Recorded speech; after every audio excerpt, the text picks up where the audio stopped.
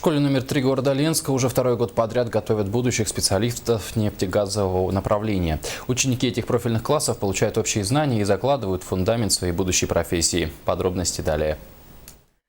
Физико-математическое и гуманитарное направление. Практически в каждой ленской школе девятиклассникам, решившим продолжить обучение в общеобразовательном учреждении, предстоит выбрать специализацию. В школе номер 3 с углубленным изучением английского языка привычный физико-математический класс, отвечая современным требованиям, второй год подряд изучает предметы нефтегазового профиля и уже известен как нефтегазовый класс. Набран он был впервые, и по окончанию этого учебного года школа выпустит целый класс ребят, подготовленных к обучению в нефтегазовых вузах страны.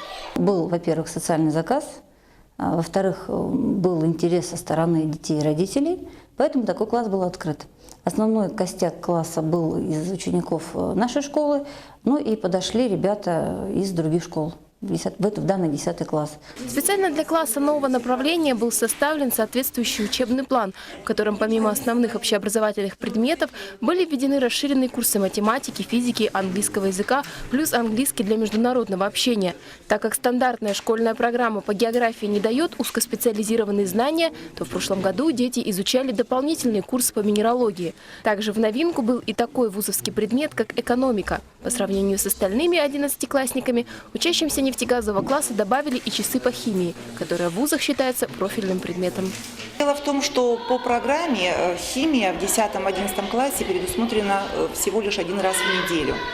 И с учетом того, что если дети собрались поступать в нефтегазовую промышленность, 1 часа в неделю – это очень мало, чтобы освоить полностью весь курс в таком очень хорошем объеме и на хорошем уровне. Поэтому вот в нашей школе введен еще дополнительный час. Нефтегазовая промышленность сегодня самая перспективная отрасль, где любая профессия считается престижной и высокооплачиваемой. Поэтому руководство 3-й школы не исключает вариант, что продолжит подготовку ребят по данному направлению и в последующие годы.